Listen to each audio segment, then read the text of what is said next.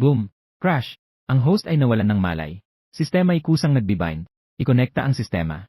20%, 50%, 70%. Tagumpay ang pagkakakonekta ng sistema.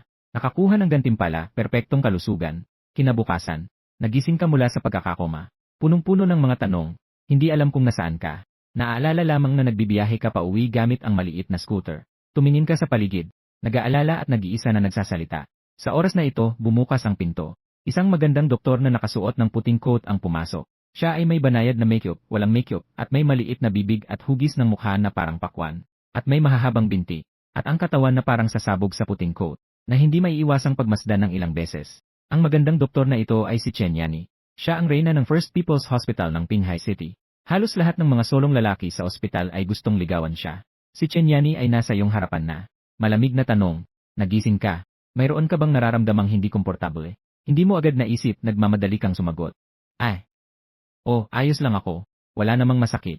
Pagkatapos, nagtanong ka ng may pag-aalala. Paano ako nandito? Anong nangyari? Talaga bang wala kang naalala? Si Chen Yani ay tumingin sa iyo na puno ng pagdududa. Kagabi, may isang magandang babae na tumawag para sa ambulansya. Sinabi niyang nakita niyang nahulog ka habang nagbibisikleta at nawalan ng malay.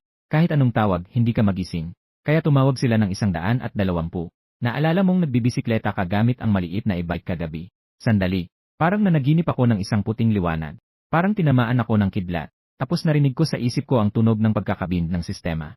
Bakit parang napakatotoo ng panaginip na ito? Dr. Chen, wala bang malaking problema sa akin? Pwede na ba akong makalabas? Wala kang malaking problema. Pwede ka nang lumabas.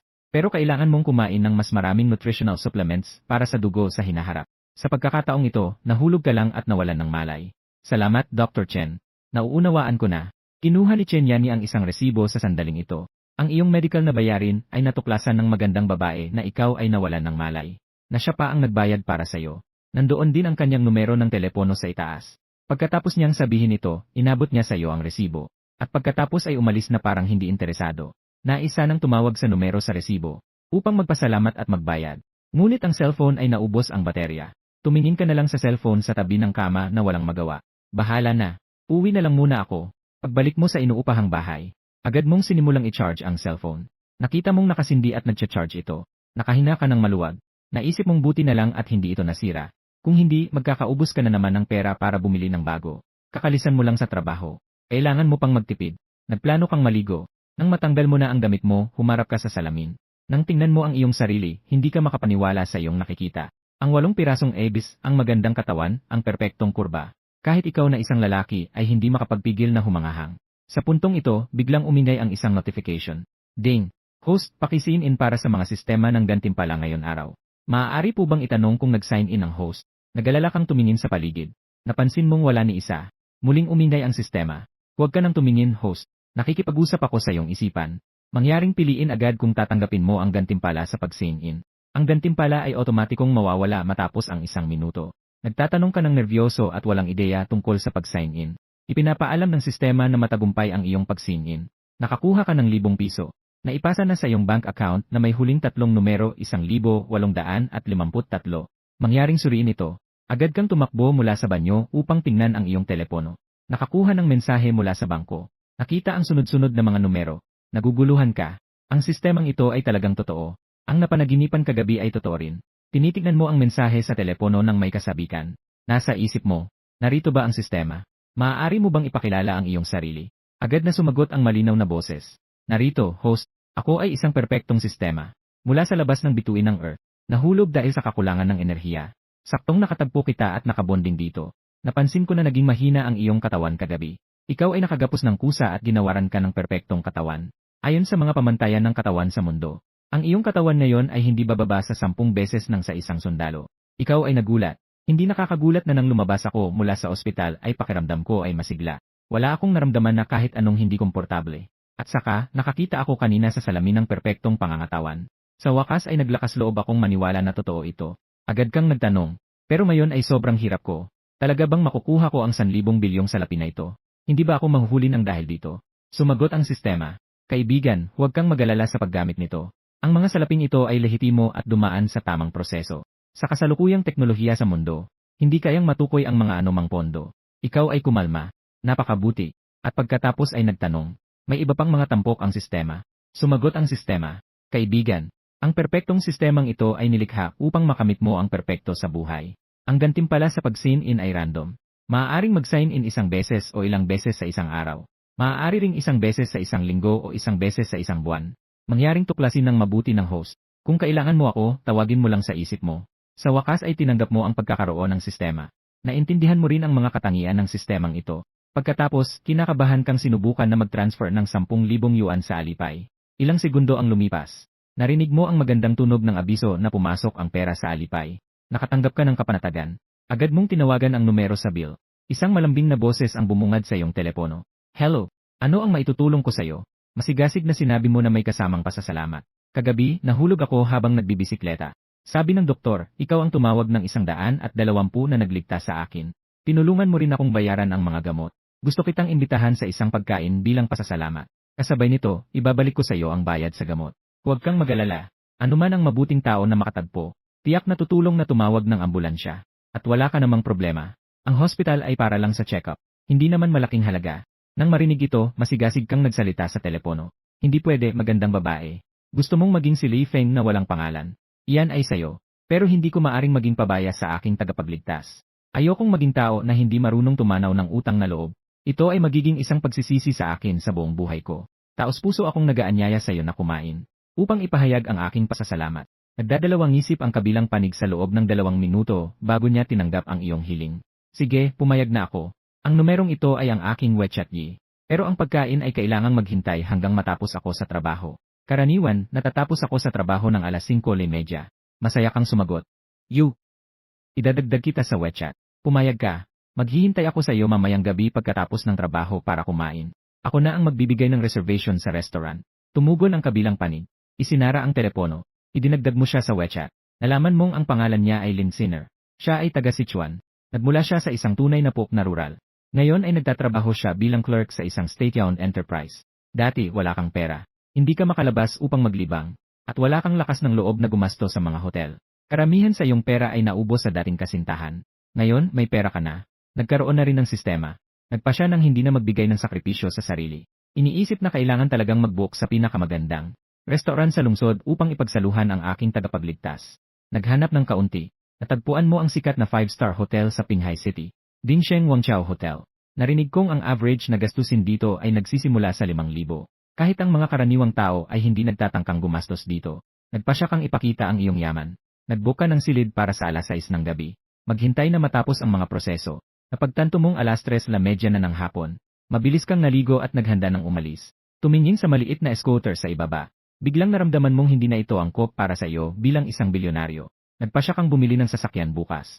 Iniisip mong mas mabuting kumuha ng taxi ngayon para sunduin si Lin Sinner. Nakarating sa ibaba ng kanyang kumpanya. May higit pang 10 minuto bago siya umuwi. Wala kang ibang magagawa kundi maghintay sa kotse. Samantalang nakatutok sa paglalaro ng Honor of Kings. Biglang may humaplo sa iyong balikat. Napatingin ka at nakita ang isang magandang dalaga na nakatayo sa harap mo, na may mahahabang buhok na umaagos, at may magandang mukha, at may kakitakit na katawan, na nakasuot ng simpleng ngunit stylish na damit, na mukhang mas maganda pa kaysa kay Dr. Chen sa ospital. Uy, ikaw na malaking hangal. Hindi ba't sinabi mong kakainin mo ako? Habang tinititigan mo ako, si Lin Sinner ay medyo nahihiyang nagsabi. Ikaw ay nahihiya at kinuskos ang iyong ulo. Oh, ikaw pala si Lin Sinner. Pasensya na. Nashock ako sa iyong kagandahan. Hindi ko napigilan ang aking sarili. Si Lin Sinner ay tinitingnan ang iyong ngiti, at hindi napigilan ang pagtawa. Ang atmosphere ay naging mas magaan agad. Sinabi mo sa trooper na pumunta sa Dingsheng Wangchao, na sumigaw ka sa taxi driver. Narinig ito, si Lin Sinner ay mabilis na nagsabi. Huang Dong, nagkamali ba? Alam ko ang Dingsheng Wangchao Hotel. Doon ay napakamahal ng gastos. Pwede na tayong bumalik sa ibang lugar para kumain. May konting gulat siya sa kanyang isipan. Nakita kita kagabi na nakasakay sa maliit na e-bike. Hindi rin maganda ang suot. Bakit bigla kang nagpasya na kumain sa napakamahal na lugar? Nakatingin sa naguguluhang ekspresyon ni Lin Sinner. Umiti ka at sinabi, walang problema. Ang driver ay diretsyo sa Dingsheng Wangchao Hotel. Bilisan mo, 100. Nakapagutos na ako ng pagkain. Tumingin ang taxi driver sa iyo na may matibay na tono. Hindi na siya nagdagdag ng iba pang sinabi. Pumunta na kami patungo sa hotel. Si Lin Sinner ay tila medyo kinakabahan. Agad mong pinakalma siya. Huwag kang mag-alala. Ang gwapo kong ito ay hindi kapos sa pera. Ngayong araw, sundin mo lang ang aking mga plano. At saka sinadya mong ipakita ang iyong mga biceps at nagbiro. Nakita mo ba? Kung wala kang pambayad, maaari pa akong manatili roon para maghugas ng pinggan. Anong ikinatatakot mo? Ang salitang ito ay nagpatawa kay Lindsinner ng malakas. Ang mood ay talagang nakapagpahinga na. Pagkalipas ng kalahating oras, huminto ang sasakyan sa labas ng Dynasty Hotel. Kasama si Lindsinner, bumaba kayo ng sasakyan. Nagtaka kayo sa marangyang dekorasyon sa harapan. Ito ang pinakamagandang 5 bituin na hotel sa Qinghai City. Totoo nga at hindi ito gawa-gawa lamang. May mga naiisip ka sa iyong isip, pero mabilis kang nakapagpigil. Iniisip na hindi ka na tulad ng dati na walang-wala. Wala nang problema na dumaan dito araw-araw sa ganitong hotel. At si Lindsinner ay tumingin sa marangyang hotel.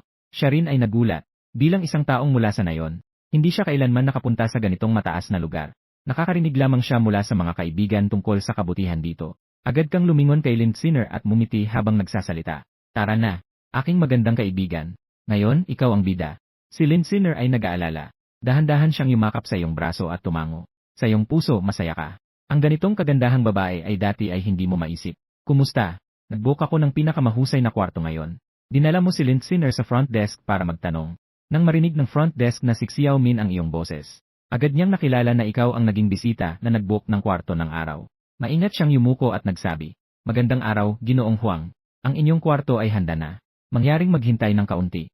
Ang aming manager ay agad na darating para tanggapin kayo." Matapos ang ilang sandali, lumapit ang manager na si Liu Ruoxin. Sa kanyang maayos na uniforme at magandang mukha, dagdagan pa ang kanyang mataas na nakatungtong na buhok.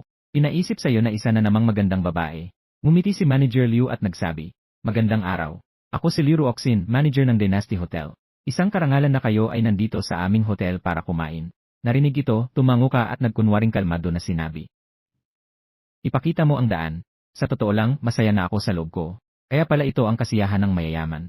Habang dinadala kayo ni Manager Liu papunta sa kwarto, bigla na lamang pumasok si Natsu Pangzi at Lin Qiaoqiao mula sa pintuan. Si Lin Qiaoqiao ay nagsalita na puno ng puot at paghamak. "Huang Dong, wala ka na bang hiya? Nagsalita na ako ng malinaw. Naghiwalay na kami. Hindi na ito posible sa buhay na ito. Nakakaramdam ka ng suya sa iyong dating girlfriend na nagmamalaki. Sinisisi mo ang sarili mo sa isip mo kung bulag ka ba noon. Napaka-absurd na naglingkod ka bilang alalay ng ganitong klaseng babae ng mahigit 1 taon. Matyagang sumagot ka. Ang maringal na kaharian na ito ay negosyo ng pamilya nyo. Nakakapunta ka. Bakit hindi ako makakapunta? Ngayon, narito ako para kumain. Mangyaring huwag makialam. Hahaha, hindi ako nagkakamali, di ba? Dumaan ka rito para kumain. Ikaw, isang mahirap na nagdadala ng pagkain, ay may pera para gumastos dito." Si Lin Qiaoqiao ay humalakhak ng malamig. Si Xu Pangzi sa tabi ay nagpakita rin ng paghamak. "Huang Dong, kailangan mo rin ng kakayahan para magpakitang gilas. Nagpapahiya ka rito. Si Lin Qiaoqiao ay isa na ring bahagi ng akin. Huwag ka nang mangarap na makuha ang isang swan." Nakita ito, tahimik kang tumingin sa magkaparehang ito at sinabi mo, "Manager Liu, umalis na tayo. Huwag nang magmasid dito sa mga unggoy na naglalaro." Nakita ni Xu ang fatty si Lindsinner sa tabi. Nagningning ang kanyang mga mata. Agad siyang humadlang sa kanyang daraanan. Itinuro kanya at nag-explain, "Magandang babae. Huwag kang padaya sa kanya. Isa lang siyang mahirap na delivery guy. Mag-ingat ka sa pandaraya." Pagkatapos ay nagkunwaring aksidente na ipakita ang susi ng kanyang ilili at ang Rolex na nasa kanyang kamay. Nagpakilala siya ng may pagmamalaki. "Magandang babae, kamusta? Ako po ay ang supervisor ng delivery service sa lungsod na ito. Taunang sahod ay 1 milyong. Maari bang makilala kita sa isang tanghalian?" Si Lindsinner ay nagtago sa likod mo. Hindi niya pinansin si Xu Fati. Si Xu Fati at Lin Qiaoqiao ay nakita ang eksenang ito. Punong-puno ng galit at selos. Pero wala rin silang magawa. Wala kang gana na makipag-ugnayan sa kanila. Pinipilit si Manager Liu na madaliin ang daan. Ayaw sumuko ni Xu Panggat at lumapit sa receptionist na si Xiao Min. "Saan sila kakain na kwarto? Gusto kong mag-book ng isang kwarto katabi nila." Sabi ni Xiao Min ng may panghamak. "Ang binuok ni Ginoong Huang ay ang pinakamagandang kwarto sa aming hotel. Kailangan mo ring mag-book. Kailangan munang magbayad ng deposito na 200,000. Si Xu Panggat at Lin Qiaoqiao ay parehong nagulat sa narinig. Agad na nagbigay ng pang-uyam si Lin Qiaoqiao. "Saan nang galing si Huang Dong ng ganyang kalaking pera? Alam ko namang ilang steel ball lang ang nasa bulsa niya." Malamig na sumagot si Xiao Min. "Wala pang narinig ang aming hotel na may tao na may ganang kumain ng libre dito. Nagbayad na ng deposito si Ginoong Huang." Si Xu Panggat at Lin Qiaoqiao ay parehong may nakakahiya na ekspresyon. Umikot sila at umalis. Nang dalhin ka ni Manager Liu at si Lindsinner sa kwarto, nagulat kayong lahat sa marangyang dekorasyon sa loob.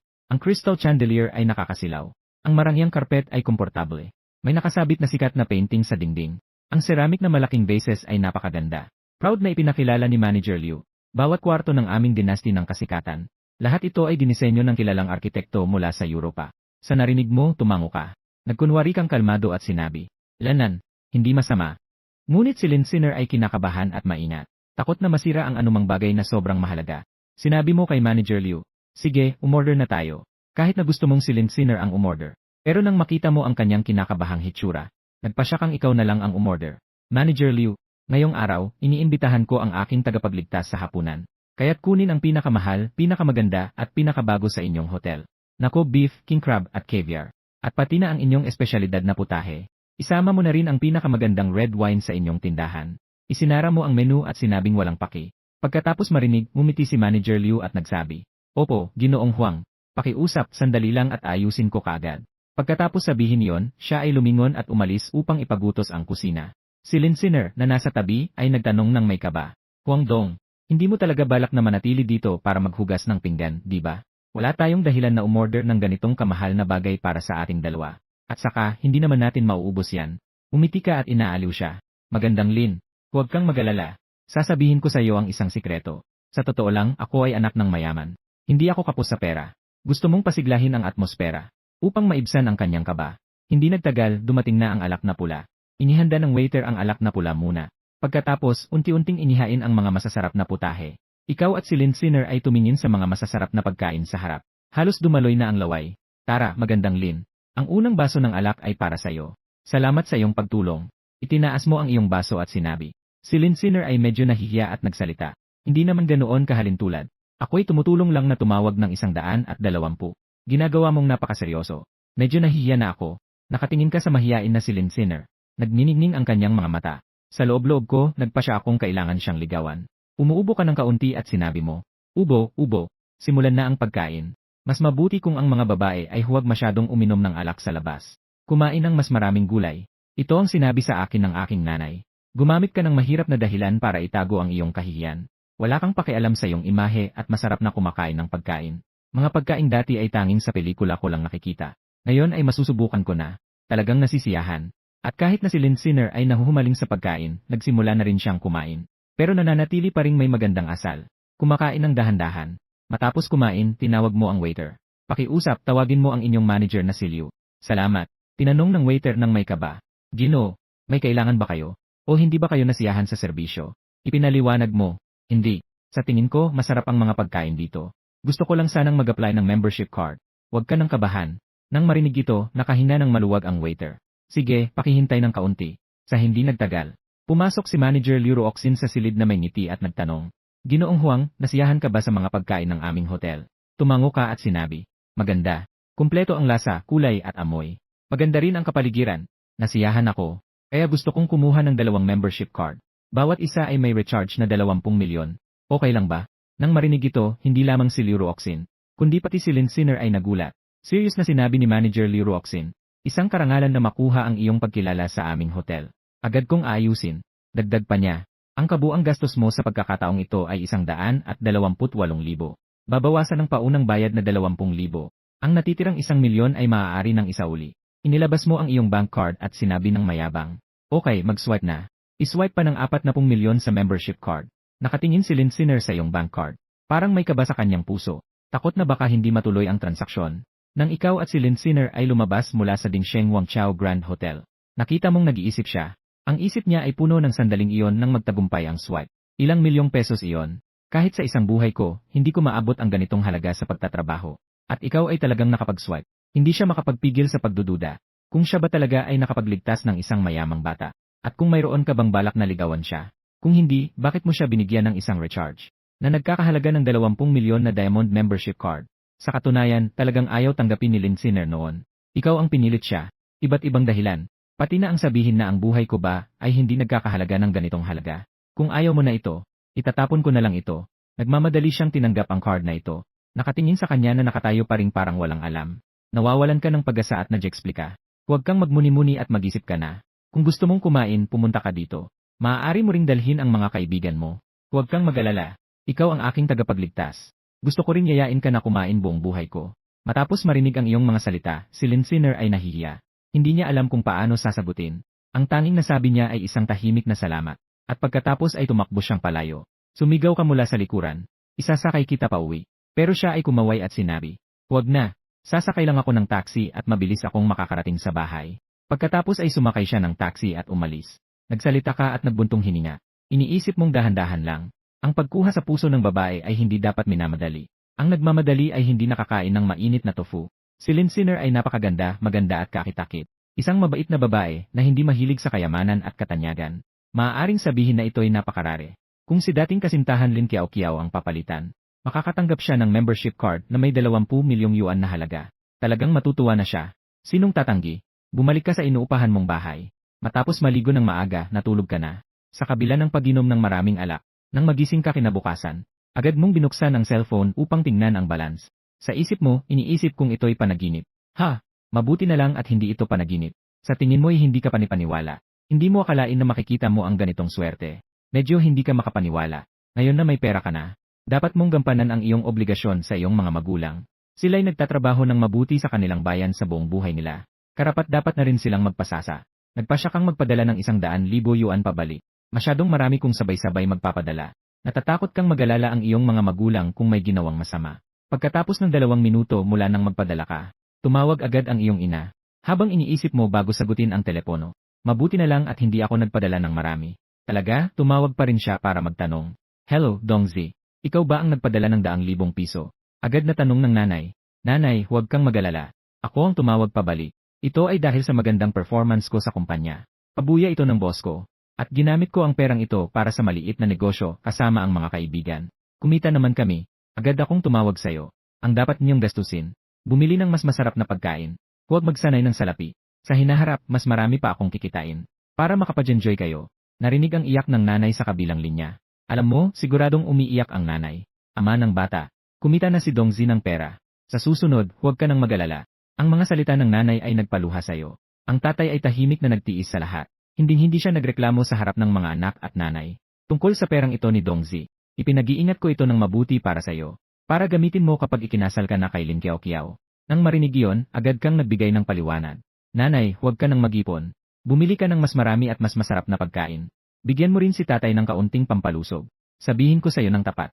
Ako at si Lin Kiao ay naghiwalay na. Paano naman naghiwalay ng maayos? Umaasa pa kami na magpakasal kayo ng maaga. Ikaw ay mahigit 30 na at hindi ka pa nag-aasawa. Sa hinaharap, pinutol mo ang sinasabi ng nanay. Nanay, alam mo naman ang ugali ni Lin Kiao. Wala rin siyang malasakit sa inyo. Ayokong mag-asawa ng isang lola sa bahay. At saka, ang mga lalaki ay ang ganda sa 31. Kaya kong kumita ng pera ngayon. Hindi ako natatakot na hindi makahanap ng asawa. Maingat mong pinapalakas ang loob ng nanay. Sige na. Hindi ko kayang talunin ang sinasabi mo. Pero mas mabuti kung magdadala ka ng girlfriend sa taong ito. Kung hindi ka papasukin sa bahay. Nagbanta ang nanay. Matagal kang nagbigay ng pangako bago mo pinutol ang tawag. Sa mga sandaling ito, umabot ang tunog ng sistema. Ding, mag-sign in ngayon. Binabati kita, nag-sign in ka sa unang gusali ng Pinhai International Mansion. Kailangan bang mag-check-in? Nang makita ito, labis kang nagulat. Pinhai International ha? Isa pang tower. Ito ay ang pinakamahal na komunidad sa buong lungsod ng Pinhai. Ang average na presyo ay 300,000 kada metro kwadrado. Mag-check-in. Sa loob-loob mo, sabi kang sumigaw. Binabati ka sa matagumpay na pag-check-in. May darating na tao para sa transfer ng ari-arian. Naipasa na ang bayad. Mangyaring mag-alala. Naway maginhawa ang buhay ng mayari. Pagkatapos, nawala ang boses ng sistema. Puno ng kasiyahan ang iyong puso. Pinhai International Mansion. Napakataas na uri ng komunidad ito. Hindi mo talaga makumbinsi ang iyong sarili na mayroon kang ganitong karangyan na bahay. Nang panahong iyon, tumunog ang telepono ng isang hindi kilalang numero. Halo, magandang araw. Ako ba si Ginoong Huangdong? Ako si Manager Chen ng Pinhai International Mansion. Nagbayad ka para sa building isa dito sa amin. Kailan ka magkakaroon ng oras para dumaan at mag-transfer? Dumating ang magalang na boses ni Manager Chen sa kabilang linya. May oras ako ngayong umaga. Magkita tayo mamaya. Sabik mong tinugon. Sige, Ginoong Huang. Naghihintay ako sa iyong pagbisita. Nakatakip ang telepono. Sa kagalakan, bigla kang tumalon mula sa kama. Sumigaw ka na lahat ay maayos. Kasama na rin ako sa mga mayari ng bahay. At isa pa, ako'y nasa pinakamataas na gusali. Kaagad kang tumawag ng taxi papunta roon. Bumaba ka mula sa taxi. Nakasuot ka pa rin ng mga damit na parang galing sa Tayangje. Mula nang makuha ang perpektong sistema hanggang ngayon, hindi ka pa nagkakaroon ng pagkakataong gumastos. Sa isip mo naiisip ang tungkol sa iyong suot, na nagsabi na pupunta ka sa Pinhai International Mansion, at binansagan ka pa ng taxi driver. Kung hindi dahil sa pag-apply bilang dahilan, malamang ayaw ng driver na dalhin ka dito. Ang driver na ito ay tila hindi nakaranas ng hirap sa lipunan. Sa isip mo'y nagmumura ka. Kapag bumili na ako ng sasakyan at muli siyang makilala, bibigyan ko siya ng aral. Para malaman niyang hindi dapat husgahan ang tao sa panlabas na anyo. Pumasok ka sa sales hall. Agad na may isang magandang sales lady na masayang sumalubong sa'yo. Ginoo, nais niyo bang tingnan ang mga bahay? Pero agad na nanlumo ang kanyang ngiti. Sa loob-loob, nagmura ako ng malas. Nang makita ko ang iyong suot na parang mga paninda sa kalye, agad kong naisip na hindi mo kayang bilhin ang bahay dito. Tama, binili ko ang pinakamahal na villa dito, ang number 1. Nandito ako para sa transfer of ownership. Pinipigilan ni Miss Miao ang kanyang galit. Napangiti siya ng bahagya at nagtanong, Ginoo, tinatanggap mo bang hindi ka nagbibiro? Alam mo ba ang presyo ng mga bahay dito? Pati na ang pinakamahal na number 1. Hindi mo na kailangang malaman. Walang pakialam sa halaga. Nakapagbayad na ako. Sinasagot mo ito ng malamig. Naniniwala ka na hindi ka lolokohin ng sistema. Bukod pa riyan, kahit na magkamali ang sistema, mayroon kang sapat na pondo sa bulsa mo. At maaari mong bilhin ang buong Pinhai International Mansion. Nagpakita si Miss Miao ng isang ekspresyong hindi alam kung tatawa o iyak. Nais na niyang magpatawa sa iyo. Sa sandaling ito, isang matabang lalaki na may malaking ulo at tainga, at may ginto sa leg ay pumasok. Pumasok siya sa sales hall mula sa labas. Mabilis ang mata ni Miao. Agad siyang kumaway at sumigaw. Sino sa inyo ang makakapaglingkod sa ginoong ito? Iniisip na ang lalaking ito na may malaking ginto ay talagang ang tunay na kliyente. Kaagad na iniwan kanya at masayang nilapitan. Ginoong yan, bumalik ka na naman. Yung bahay na gusto mo noon. Nagdesisyon ka na bang bumili? Huwag mag-alala, ganda ni Miao. Siguradong bibilhin ang bahay. Kailangan lang tingnan ng ilang beses para makita ang pagkakaiba. Tumingin si Ginoong yan kay Ate Miao na may pagnanasa at nagsabi, Ginoong yan, kung bibili ka lang ng bahay, tiyak na bibigyan kita ng magandang diskwento at serbisyo. Si Ate Miao ay ngumiti habang kinakagat ang labi sa kanyang isipan. Hindi ka nagalit nang iwan ka ni Ate Miao. Tanging nagisip lamang sa kanyang puso. Sa di kalaunan, isang sales lady na mukhang mga 20 taong gulang ang lumapit sa iyong harapan. Ginoo, maaari bang itanong kung balak mong bumili ng bahay? Hayaan mong ipakilala ko sa iyo ang aming paligid. Ang pangalan niya ay Wu Jiajia. Hindi pa siya umabot ng isang buwan sa sales department. Siya ang pinakapayak na bagong kasapi na madaling maapi. Ayaw ka ng mga ahente ng benta kanina, kaya itinulak siya palabas. Hindi, nandito ako upang ilipat ang pagmamayari ng Villa No Isa. Pero hindi kayo naniwala ang mga ahente ng benta. Maaari mo bang tawagin ang inyong manager? Sabi mo ng mahinahon. Si Wu Jiajia ay tapat na naniwala sa iyo. Agad siyang tumakbo sa ikalawang palapag upang hanapin ang manager. Naguluhan ang ilang mga ahente ng benta sa tabi. Manager Chen, hindi na kumatok si Wu Jiajia at pumasok na siya. Nagulat si Manager Chen. Si Wu Jiajia, anong ginagawa mo? Bakit ka ganyan kaabala? Malakas na nagtanong si Manager Chen. Si Wu Jiajia ay nagpaubaya at mahinang nagsalita. May isang ginoo sa labas na nagsabing nais niyang ilipat ang pagmamayari ng Villa No Isa. Nagulat si Manager Chen nang marinig ito. Agad siyang tumayo at nagalala. Bilisan mo, dalhin mo ako agad sa pagtanggap.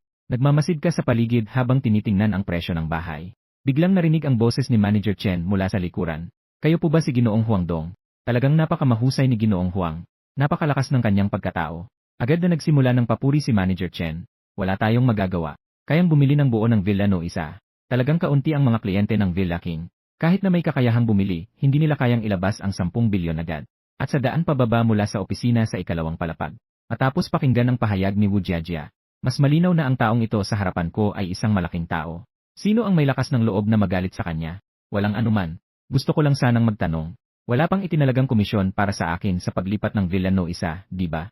Sa tanong na ito, lahat ng tingin ng mga sales ladies ay napunta sa iyo. Kasama si Ate Miao. Agad na sinabi ni Manager Chen, wala. Basta't matapos ni Ginoong Huang ang paglipat. Ang komisyon ay para sa sales lady na nagasikaso sa inyo.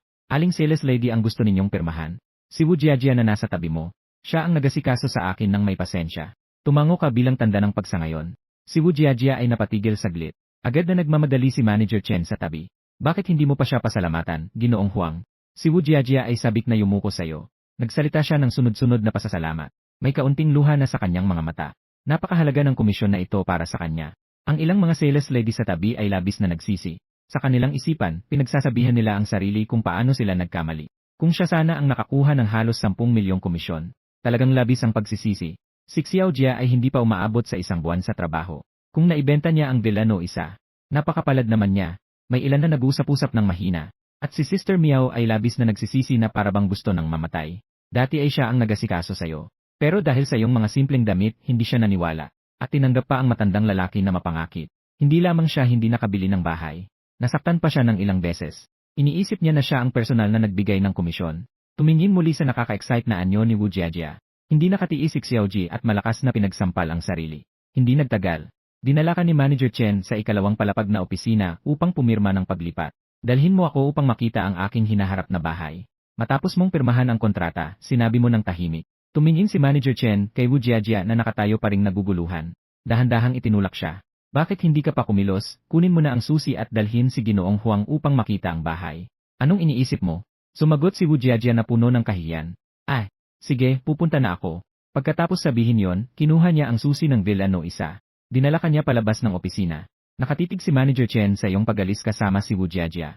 Bulong niya sa sarili. Talagang ang mga hangal ay may mga swerte. Talagang si Wu Jiajia ay may kapalarang mayaman. Dahil ang Pinhai International Mansion ay medyo malaki. Ang sales office ay nilagyan ng sightseeing na electric vehicle. Dinala ka ni Wu Jiajia sa harap ng pintuan ng Villa No 1 na may pinakamataas na ranggo. Siya rin ay nagulat sa tanawin sa harapan. Ginoong Huang, ang pintuang ito ay gawa sa purong bakal. Mayroon itong fingerprint password lock. Mayroon ding nakatagong eye cornea detection lock function. Kahit na magmaneho, hindi ito mababuksan. Ngayon ay pansamantalang nakatakdang password. Matapos mong lumipat, maaari mo itong muling iset. Siya ay nakabukas na ng pintuan. Pumasok ka sa loob. Ang unang bumungad sa iyong paningin ay 100, na may mga batong daan na may mga malamig na lumot. Sa magkabilang panig ay puno ng mga puno ng peach na kasing taas ng tao. Para bang nakarating ka sa isang malawak na peach orchard. Magpatuloy kang maglakad. Makikita ang isang kalahating bilog na pintuan sa estilo ng Suzhou Garden. Kapag maganda ang panahon, maaari kang maglakad-lakad at humanga sa mga peach blossoms. Sa daan, madadaanan ang octagonal pavilion, artipisyal na bundok, at artipisyal na lawa. At sa wakas ay nakarating sa harap ng isang double-story na bahay na may estilo ng republika. Ang gusaling ito ay may kabuang 5 palapag. May 3 palapag sa itaas at 2 palapag sa ilalim. May 2 palapag sa ilalim na may sinehan sa una at billiard table. At may swimming pool, storage room para sa alak, at silid ng koleksyon. Bawat palapag ay may kanya-kanyang estilo ng dekorasyon. Ang unang palapag ay sa estilo ng Republika ng China. At mayroon pang mas malaking swimming pool kaysa sa nasa ilalim. Ang pangalawang palapag ay sa estilo ng Europa. Ang pangatlong palapag ay sa estilo ng Paris. Lahat ng palapag ay marangya at hindi pangkaraniwan. Ang bawat balkonahe ay puno ng iba't ibang bulaklak. Mga nakatanim na bulaklak, rocking chair, at duyan. Matapos marinig ang pagpapakilala ni Wu Jiajia, tiningnan mo ito ng mabilis at labis na nasiyahan. Naisip mong sulit ang 1 bilyong gastos. Nang si Wu Jiajia ay handang umalis, nagatubiling humingi sa iyo ng WeChat. Sinabi niyang nais niyang pasalamatan ka para sa komisyon. Nakita mong simple ang isip niya kaya't mumiti ka at pumayag. Nakaupo ka sa malaking sofa sa gitna ng marangyang sala. Nag-survey ka sa paligid. Napansin mong lahat ng appliances ay mga dekalidad na luxury at smart appliances. Tumingin sa marangyang bahay na ito.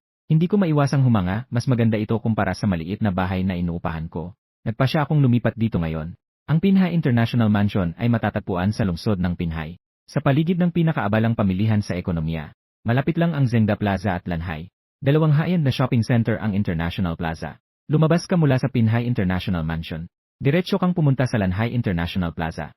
Naghahanda kang bumili ng damit at mga gamit sa bahay. Pumasok sa shopping mall at nakita ang mga damit at relo ng iba't ibang brand.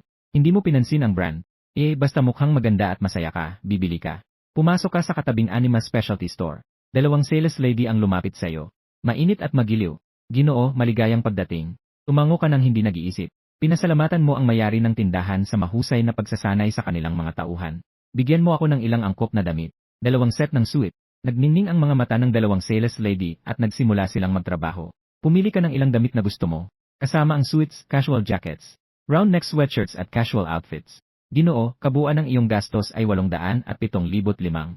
Tumawag ang manager sa iyo at pagkatapos ay nagbigay ng diskwento, kaya kinailangan mo lamang ng 800. Ikaw ay direktang nagbayad gamit ang iyong card. Hanggang sa matagumpay ang bayad. Ang 2 babae ay huminga ng maluwag. Namangha sa lalaking nakasuot ng simpleng damit na ang hitsura ay hindi dapat husgahan. Mayroon bang delivery service ang inyong tindahan?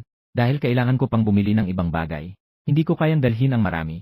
At saka, nakatira ako sa Villa No 1 ng Pinhai International Mansion. Ang 2 babae ay masayang tumango habang may maliwanag na mga mata. Sige, pwede. Bigyan niyo ako ng contact number para makontak namin kayo pag naipadala na. Susunod. Nagpalit ka ng pinakabago at smartphone sa cellphone store. Gumastos ka ng higit sa 1 milyon para sa isang relo sa Vacheron Constantin. Pumasok ka ulit sa mall para bumili ng mga gamit sa bahay. Kabuang gastos ay higit sa 20 milyon. Ang pamimili na ito ay nagbibigay sa iyo ng karanasan ng kasiyahan ng mga mayayaman. Napansin mong talagang nakakapagod mamili. Pakiramdam mo, kailangan mong bumili ng kotse bukas. Nang bumalik ka sa Villa 1, hapon na pala. Nagsimula ng umingol ang tiyan mo at saka mo lang naisip na hindi ka pa naglalunch. Kinuha mo ang iyong cellphone. Tumawag ka kay Manager Liu ng Dynasty Hotel. Kumusta, Manager Liu? Ako si Huang Dong. May delivery ba kayo dito? Sa narinig, sagot ni Liu Ruoxin ng may pangaakit. Siyempre, pwede po, Ginoong Huang. Kahapon gabi ay unang beses mong tumira sa napakaluhong villa na ito. Nakahiga sa malaking kama sa master bedroom sa ikatlong palapag. Sobrang excited kaya hindi ka makatulog. Naglaro ka ng Honor of Kings hanggang sa madaling araw bago nakatulog. Nang magising ka, napansin mong higit 11 oras na. Bigla mong naisip na hindi ka pa nag-sign in ngayon. Hindi mo alam kung may reward ba sa pag-sign in. Sistema, may signin ba ngayon? Sumigaw ka sa isip mo. Host, mag-check-in ka na. Narinig mo ang malinaw na boses ng sistema. Agad kang humingi ng pag-sign in sa iyong isipan ng walang tanong. Ang pakiramdam na ito ay parang pagbubukas ng isang blind box. Parehong nakakabighani at nakaka-excite. Binabati ang host sa matagumpay na pag-sign in. Ang gantimpala ay nagkakahalaga ng 100 bilyong pera. Pakisuyong suriin ng host ang natanggap. Ano, bakit pera na naman? Sa isip ay nagtatampo. Wala akong kakulangan sa pera. Pwede bang palitan ito ng iba? Host ng estudyante. Ang mga gantimpala ay random. Hindi ito pwedeng baguhin. Maliban kung mag-upgrade ka sa ikalawang antas para magkaroon ng mga produkto mula sa sistema. Sumagot ang sistema. Naku, bakit hindi mo sinabi ito ng mas maaga, sistema? Host, hindi mo rin naman tinanong. Ang sagot ng sistema ay nagpaiwan sa iyo ng walang masabi. Ano ang gagawin para mag-upgrade sa ikatlong antas? Mabilis kang nagtanong. Kailangan lamang ng host na gumastos ng 50 bilyon para mag-upgrade sa ikalawang antas. Ang mga gantimpala na natamo ay hindi kasama sa gastos. Ang talagang gastos lamang ang bibilangin. Matapos marinig, malinaw at malamig na sumagot ang sistema. Sinabi mo nang may pagmamalaki. Maaaring hindi ko makaya na kumita ng 50 bilyon. Pero madali lang gumastos. Sa kabila nito, hindi na nagbigay pansin ang sistema sa iyo. Naisip mo na weekend ngayon. Tingnan kung may oras si Lynn Sinner. Imbitahan siyang bumili ng sasakyan. Kaya nag-send ka ng mensahe kay Lynn Sinner. Nang matapos ka sa pagligo at kinuha ang telepono, nakita ang sagot ni Lynn Sinner. Bahagyang umangat ang dila sa iyong labi. Sa kabilang panig, nakatitig si Lynn Sinner sa screen ng telepono. Tinitingnan ang iyong mapangakit na sagot. Sa kanyang isip, pakiramdam niya ay para kang isang mapanlikhang si ngayon. Pinaandar siya ng kanyang kaibigan na si Deng Fifi at sinabi, "Tara na, pumunta tayo sa Central Plaza upang kumain ng hotpot." Fifi, hindi na tayo pupunta para kumain ng hotpot. Palitan ito at pumunta sa Dynasty Grand Hotel. Anong sinasabi mong kalokohan? Napamulagat si Fifi at iniabot ang kamay para hipuin ang noo ni Lynn Sinner. Si Lynn Sinner ay nahulog sa isang halo ng tawa at luha sa ginawa ni Fifi. Kung may nagaanyaya, huwag ka nang magtanong. Pupunta ka ba o hindi? Simula nang binigyan mo ako ng Diamond Membership Card na may halagang 20 milyon. Si Lynn Sinner ay hindi makapang sabihin ito sa kanyang matalik na kaibigan na si Deng Fifi. Natatakot siyang isipin ni Fifi na siya ay isang babaeng materialista. Nang marinig yon, nagbiro si Fifi. Ay naku, aling mayamang binata ang mag-aanyaya sa'yo, magandang dilag. Sino ang may puso na gumastos ng ganito kalaking halaga? Nahihiyang ipinaliwanag ni Lynn Sinner. Sinabi kay Fifi na umuwi siya pagkatapos ng trabaho noong araw na yon. Nakakita siya ng isang tao na natumba at nawalan ng malay. Wow, ito ang sinasabi sa alamat na magandang babae na nagligtas ng bayani. At pagkatapos ay namuhay ng masaya ang Cinderella at ang makapangyarihang si. Nagsalita si Fifi sa loob ng biruan. Lalo pang nahiya si Lynn Sinner nang sabihin yon ni Fifi. Naalala niya ang iyong kagwapuhan, kayamanan, at pagiging mapagpakumbaba. Hindi niya mapigilang magkagusto.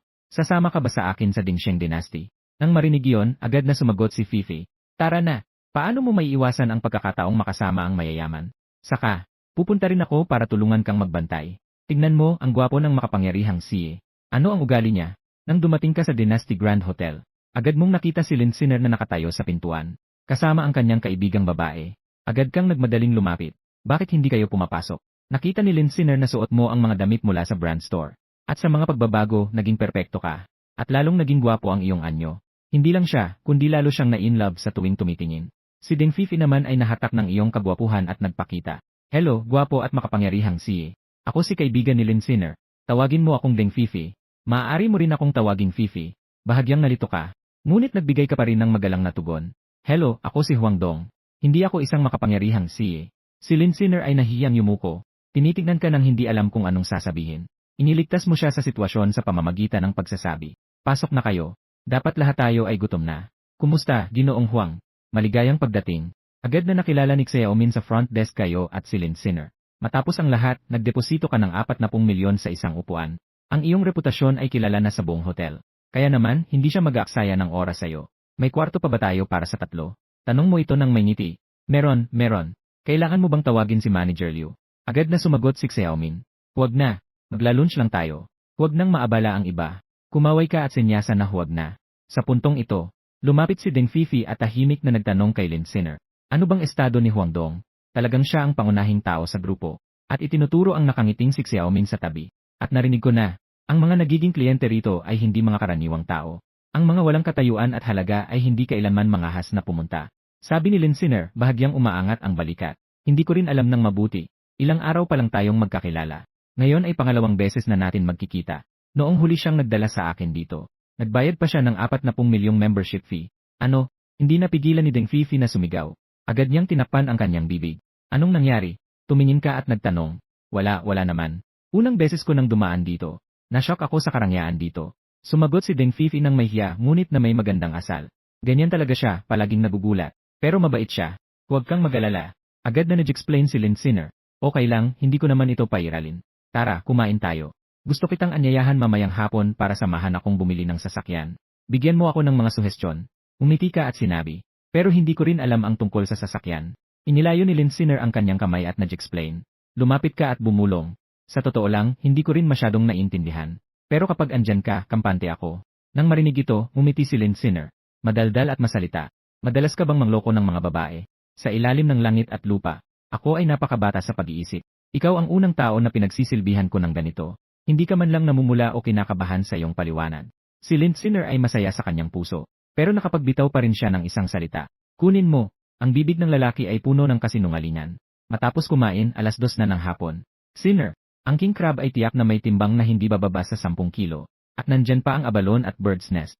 Ang mga masasarap na ito ay talagang sapat na para ipagyabang ko habang buhay.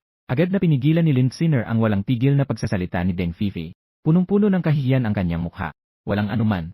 Nang unang kain ko, naaalala ko pa ito ng ilang araw. Pagkatapos mong magsalita, tumingin ka kay Linsiner at nagtanong. Pumunta tayo sa Apatla Store ngayon. Totoong pupunta tayo. Si Linsiner ay medyo natatakot na sumagot. Ikaw ay tumango. Pagdating sa Car City, diresto kang lumampas sa mga tindahan ng brand na nasa ilalim ng 1 milyon. Kapag lumampas na sa 1 milyon, ang kapaligiran ng Apatla Shop ay hindi pangkaraniwan. Matapos mong maglibot, nagpasya kang pumunta sa Lamborghini Apatla Shop. Pagkapasok mo, isang babaeng nakasuot ng uniforme ang lumapit sa'yo. Magandang araw. Paano kita matutulungan? Narito ako para bumili ng sasakyan. Dalhin mo kami upang makita ang pinakamahal na modelo. Sabi mo ng diretsyo. Napansin ng babaeng tindera ang iyong kasuotan na anime. At ang relo mong Vacheron Constantin sa iyong kamay. Sa kanyang puso, sabik siyang dinala kayo sa pinakamalalim na bahagi ng tindahan. Ang mga mamahaling sasakyan dito ay hindi bumababa sa 5 milyon. Nakakabighani ito sa iyo at kay Linsiner. Napansin mong may sasakyan sa display na nakabalot ng itim na tela. Ano ang sasakyang ito? Bakit ito ay nakabalot ng itim na tela? Ito ba ay hindi ibinebenta? Sinabi ng tindera. Ito ay mula sa aming boss na ipinadala mula sa ibang bansa. Isang limitadong bersyon ng Lamborghini Veneno. Hindi pa ito nabebenta. Kukunin ko ang sasakyang ito. Sabi mo ng malakas. Ito ang pangarap na sasakyan ng lahat ng lalaki. Ginoo, sigurado ka na ba? Maari kong ipakilala ang presyo at pagganap nito. Maingat na nagtanong ang babae sa tindahan. Hindi na. Direkta mo akong sabihan kung magkano. Sa tabi, hindi naglakas loob si Linsiner at Deng Fifi na magbigay ng opinyon. Pagkat sila rin ay hindi naman nakakaintindi ng ganitong klase ng mamahaling sasakyan. Si Deng Fifi ay hindi nag-aalala na hindi mo kayang bilhin. Pagkat alam niyang nakapasok ka sa Ding Sheng Dynasty. Nagbayad ka ng 40 milyon para sa membership fee. Nervy na sabi ng babae sa tindahan. Ang sasakyan na ito ay isang limitadong bersyon. Ang presyo nito ay 80 milyon. Ang presyo pagkatapos ng buwis ay humigit kumulang 71 milyon. Hindi naman ito masyadong mahal. Binili ko na. Agad, tanggalin mo ang itim na tela. Malaki ang puso mong sinabi. Para sa'yo, hindi mo na ito pag-iisipan pa. Si Linsiner, Deng Fifi, at ang babae sa tindahan, ay nabigla sa iyong sinabi. Hindi maiwasang mag-isip sa loob na nakakasakit ang sinabi. Tinanggal ng babae sa tindahan ang itim na tela. Isang kamanghamanghang kulay pilak na Lamborghini Poison ang lumitaw sa harapan. Tinitignan mo ang makinis na katawan ng sasakyan. Ang buong katawan mo'y punong-puno ng sigla. Isang kaisipan lamang ang nasa isip mo. Maari bang makuha ito ngayon? Nang marinig iyon, agad na sumagot ang babae sa tindahan. Basta't nagbayad ka. Ayos na ang mga papeles sa loob ng 1 oras. Maaari ka nang umalis. Sa hindi nagtagal. Isang lalaking nakasuot na formal. Isang kwentong may pagkakaayos ng buhok na medium ng edad ang lumapit. Agad na ipinakilala ng babae sa tindahan. Ito ang aming mayari ng Apatla Store. Ginoong Shanfeng, ang general manager. Lumapit si Shanfeng at tumingin. Naisip niya ito ng ilang beses. Karamihan sa mga mayayamang anak sa Pinghai City ay halos nakita na niya. Pero tanging ikaw lamang ang hindi pa niya nakita. Naisip niya na ang kayang maglabas ng halos 1 bilyon para bumili ng lason. Kaya may dahilan pa upang makipagkaibigan. Kumusta, Ginoong Huang? Ako si Shanfeng, ang namamahala ng Apatla Store na ito. Isang karangalan na makasama kayo. Magalang siyang nakipagkamay sa'yo.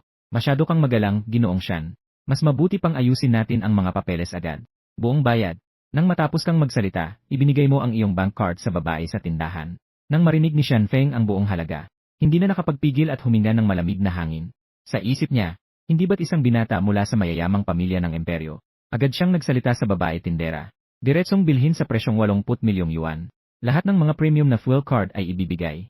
Ginoong Huang, ito ang una mong pagbisita sa aming apat na shop. Isipin mo na lang na tayo'y nagiging magkaibigan. Ginoong Shan, paano ko naman magagawa ito? Hindi ako nagkukulang ng ganitong halaga. Sa isip mo, nagiging kaibigan ka at nakakakuha ng 100,000 piso. Talagang buhay na buhay ang pakikitungo ng mga mayayaman. Walang anuman. Hindi naman masyadong nagasto sa pagdadala ng sasakyan na ito. Sa 80 milyong, mayroon pa akong kita. Isipin mo na lang na tayo'y nagiging magkaibigan. Sa susunod, madalas ka lang magbisita. Sagot ni Shanfeng ng may kayamanan. Nakikita ang ganitong kayamanan ni Shanfeng. Sa tingin mo, ang pag-atras ay tila hindi pagbibigay ng respeto. Kaya tinanggap ito ng walang pag-aalinlangan. Sa isip niya, ang sariling garahe ng kanyang villa ay may higit sa 15 puwang. Kung hindi ito mapuno, hindi ba't ito ay hindi akma sa kanyang pagkatao bilang isang mayamang Diyos? Nakita ang babae tindera na naghahanda upang magbayad. Agad mong tinawag siya. Sandali lang, kailangan ko pang bumili ng ilang sasakyan. Ang babae sa tindahan ay halos mahimatay sa sobrang kasabikan. Kung bibili pa ako ng ilang sasakyan, makakamit na niya ang kalayaan sa yaman. Tumingin ka sa tabi kay Lin Sinner at Deng Fifi na nagulat at sinabi, "Magandang Lin. Sinamahan mo na naman akong kumain ng tanghalian ngayon. Sinamahan mo na naman akong bumili ng sasakyan. Naabala ang iyong pahinga. Bilang paghingi ng tawad, pumunta ka at pumili ng sasakyan." Agad na umiiling si Lin Sinner na sumisigaw. "Wala nang ganun. Hindi ko kayang tanggapin ang napakamahal na regalo na ito. Noong nakaraan, tinanggap ko ang iyong membership card. Hanggang ngayon, pakiramdam ko ay mainit pa ang card." Sabi niya ng mahina. Sabi na ng kasabihan. Ang bibig ng tao ay bumababa sa tumanggap ng regalo. Yare, wala namang ganun ka-exage. Sabi nga ng kasabihan, ang utang na loob sa buhay ay dapat bayaran ng katawan. Nagtatawa ka. Wala namang katulad mo. Walang hiya. Si Lin Sinner ay nahiyang tumingin sa iyo at nakatingin sa sahig. Kaya't pipiliin mo akong magalay ng sarili ko. O pipili ng isang sasakyan.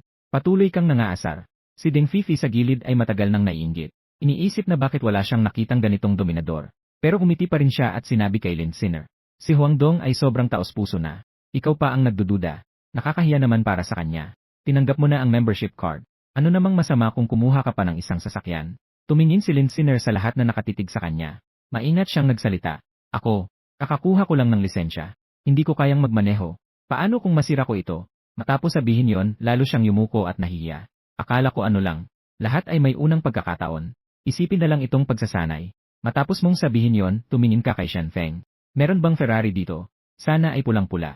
Meron. Dinala kayo ni Shanfeng sa harap ng isang buong pulang Ferrari. Ano, masaya ba kayo? Si Lin Sinner ay nakatingin sa Ferrari na tila nahuhulog at nagdadalawang isip. Gusto talaga? Baka masyadong mahal. Para sa aking tagapagligtas. Hindi naman ito mahalaga. Tumingin ka kay Danfeng at tinanong. Magkano itong sasakyan? Ito ang regalo ko para sa kanya. Hindi na ito pwedeng idiskwento. Ito ang aking intensyon. Pagkatapos marinig, tumawa si Danfeng. Ang halaga ng sasakyan ay 3.8 milyon. Ang presyo na ibinaba ay 4.5 milyon, walang diskwento. Hindi ko maaalis ang iyong intensyon. Tama nga, Ginodan.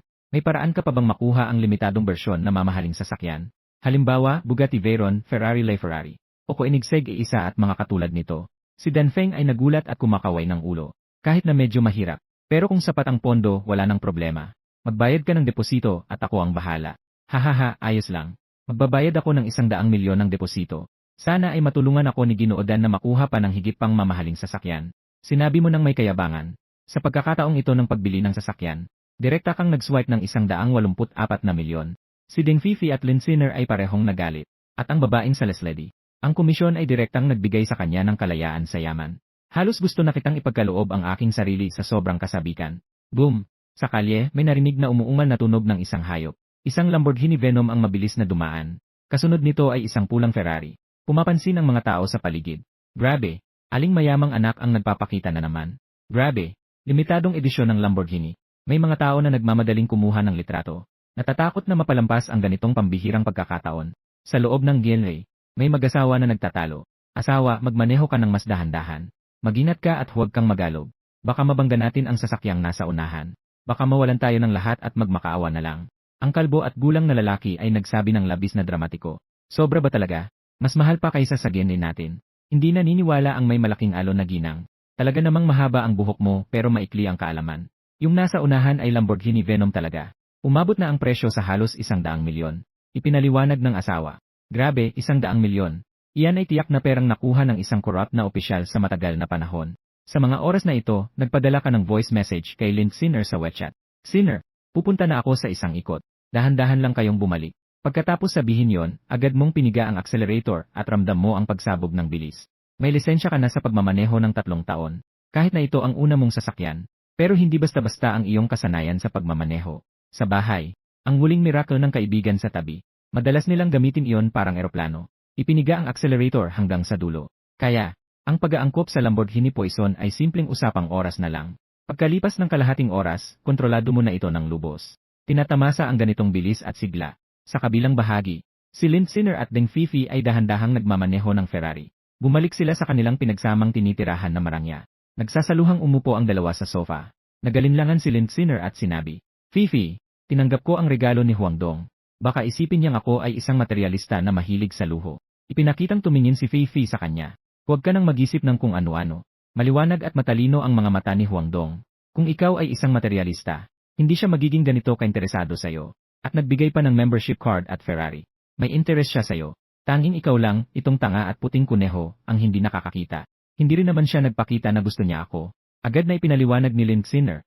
At saka ilang araw pa lang tayong nagkakilala. Ang bilis namang magkaroon siya ng damdamin para sa akin. Ngumiti si Fifi. Tanga, maganda ang katawan mo. Maganda na parang bulaklak, mahahabang binti. Maliit na bewang at mayroon pang malaking sandata. Anong lalaki ang hindi mahuhumaling? Habang nagsasalita, handa siyang humawak. Agad na itinaboy ni Lynn Sinner. Ito ang tinatawag na pag-ibig sa unang tingin. Bukod dito, nailigtas mo pa siya. Sa parehong oras, kakabalik mo lang sa villa. Tumunog ang telepono. Nang tingnan, ito ay isang hindi kilalang numero. Pero sinagot pa rin ito. Magandang araw, Ginoong Huang. Ako ang Pangulo ng Construction Bank sa Qinghai City. Dahil sa malaking halaga ng iyong mga transaksyon kamakailan, inaprobahan ng aming punong tanggapan ang isang Centurion Black Card para sa iyo. Komportable ba ito para sa iyo? Nagayos kami ng tao para dalhin ito sa iyo. Maingat na bumati ang Pangulo. Alam ng Pangulo na may halos 200 bilyong cash flow sa iyong account. Ito ay napakabihira sa buong bansa. Siya ay nag-verify pa. Ang mga pondong ito ay legal na ipinadala mula sa ibang bansa. Ipadala na ito. Ipadala sa Villa No. 1 ng Qinghai International Mansion. Tumugon ka ng mahinahon. Ding dong. Naglalaro ka ng Honor of Kings. Tumunog ang doorbell. Nang buksan mo ang pinto, nakita mo ang isang magandang babae. Nakaitim na professional attire at may suot na stockings at maikling palda. Magandang araw. Ako ang personal client manager ng Construction Bank. Si Hixijiao. Inabot niya ang kanyang kamay upang makipagkamay sa iyo. Miss Yi, napakaganda mo. Ikaw ba ang magandang kinatawa ng Construction Bank? Pinasalamatan mo siya at inanyayahan siyang pumasok sa bahay. Salamat sa papuri, Ginoong Huang. Sinabi ni Hixijiao na nakakaabala siya. Pero pumasok pa rin siya sa villa. Tumingin siya sa paligid. Labis siyang humahanga sa marangyang dekorasyon. Nakapagpigil siya. Kinuha ni Hixijiao ang isang pino at itim na card. Ito ang black gold card ng inyong bangko. Mayroong iba't ibang mga benepisyo. Isa rin itong simbolo ng katayuan. Mangyaring ingatan ito. Mayroon bang espesyal sa card na ito? Tanong mo nang may pagkamausisa. Nang marinig ito, maingat na ipinaliwanag ni Hixijiao. Ang black gold card ay maaaring gamitin sa iba't ibang bansa. Maaari itong gamitin para sa mobile payment. Walang limitasyon sa pondo. Anuman ang paglalakbay, pagbili ng mamahaling bagay, o paglipad at negosyo. Lahat ay may pinakamataas na antas ng mga pribilehiyo. Napakabango nito. Habang nilalaro mo ang black gold card, masaya kang nagsalita. May malasakit ang inyong bangko. Salamat, Ginoong Huang. Mula ngayon, ako ang inyong personal na tagapamahala sa pananalapi. Sabi ni Hixijiao at kinuha ang kanyang cellphone. Ang iyong WeChat ba ay ang numero ng cellphone? Idadagdag kita. Kung may kailangan ka sa hinaharap, o pamamahala ng ari-arian. Nandito kami upang maglingkod sa iyo. Siyempre, maaari. Ito ang kauna-unahang pagkakataon na may ganitong kagandang babae na humihingi ng WeChat mula sa akin. Tunay na karangalan ko. Mukhang magigising ako ng magdamag ngayong gabi. Sabi mo sa biro. At sabay na idinagdag ang kanyang WeChat. Bumilis ang tibok ng puso ni Hixijiao. Inaalala ang mahigpit na payo ng Pangulo ng Bangko. Huwag na huwag dapat galitin ang yaring bilyonaryong ito. Alam niya kung gaano kahirap ang pag-apply para sa Black Gold Card ng Centurion. Gaano kataas ang hirap at halaga nito. Dati, narinig ko lang ang tungkol sa card na ito. Hindi ko akalain na ako pa ang magdadala ng card sa kanya. At ang tao ay hindi lamang isang bilyonaryong henyo, kundi isa ring napakagwapong binata. Patuloy na bumabalik sa kanyang isipan ang eksena kanina. Kaya maaari ba kitang anyayahan sa hapunan ngayong gabi? Nag-ipon ng lakas ng loob si Hixijiao upang itanong. Hindi pwede. Agad kang tumanggi. Biglang nakaramdam si Hixijiao ng pagkahiya at pagkadismaya. Karaniwan, marami siyang mga anak ng mayayamang tao at mga si na humahabol sa kanya. Pero ngayon ay unang beses kong nagaya ng isang lalaki na kumain. Pero siya ay diretsyo na tinanggihan. Medyo nalungkot ako sa loob. Nakita ko ang kanyang mukha na may halo-halong damdamin. Umiti ka at sinabi mo. Sinabi kong hindi pwede. Ito ay dahil wala akong ugali na nagpapakain ng mga magaganda. Pero pwede kitang imbitahan. Hindi ko alam kung papayag ka ba, magandang babae. May pagkakataon na makipaglaro sa mayayaman. Siyempre, bibigyan kita ng halaga. Nakatingin sa mukha ni Hexie Jiao na agad naging masaya. Hindi mo alam kung iyak ka o tatawa. Tumingin ka sa oras. Napagtanto mong malapit na ang oras ng hapunan. Kaya't inayos mo siya na pumunta sa garahe para kumain sa dinasti ng Dingshen. Limitadong edisyon ng Lamborghini. Nakita ni Hexie Jiao ang mamahaling sasakyan na ito. Nagsalita siya na may pagkamangha. Hindi ko akalain na may alam din si magandang babae, tungkol sa mga sasakyan. Isang malaking karangalan. Ikaw ang unang magandang babae na umupo sa tabi ko. Nagbiro ka. Imposible naman. Ikaw na mayaman na may malaking kayamanan. At gwapo pa. Walang alam ang girlfriend kung ilang mayroon.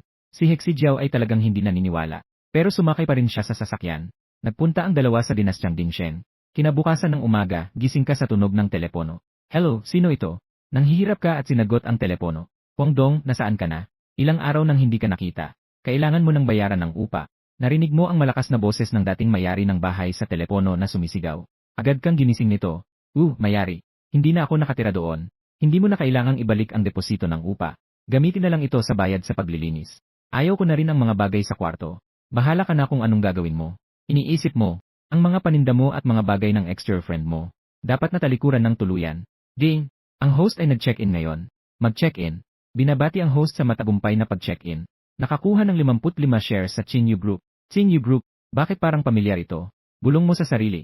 Grabe. Baka ito ang kumpanyang may kinalaman sa real estate at entertainment. 1 trilyong yuan na grupo ng hotel at pamilihan. Napansin mong may sorpresa.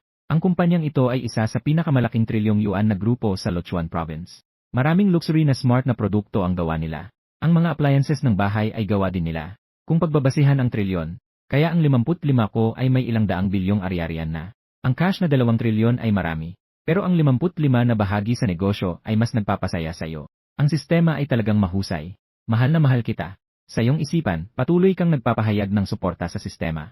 Sa oras na ito, ang atmosfera sa pagpupulong ng Qingyu Group ay tense. Hindi maganda ang sitwasyon ng chairman. Agad na pumasok ang Secretary General sa conference room. Secretary Yoksu, mabuti pa, ibigay mo sa akin ang isang makatwirang paliwanag. Kung hindi, magpunta ka sa base para ma-gen sa'yo. Si Chairman Lee ay may seryosong mukha na nagtatanong. Paumanhin, Chairman. Ang sitwasyon ay madalian, hindi ko naisip ang lahat ng iyon. Nakayuko ang Secretary General Su at hindi makatingin kay Chairman Lee. Kakatapos lang ay may nagaangkin sa merkado. Ng 55% ng aming grupo. Anong, bakit ngayon mo lang sinasabi? Nakatayo si Chairman Lee na may maputlang mukha at takot habang nagtatanong.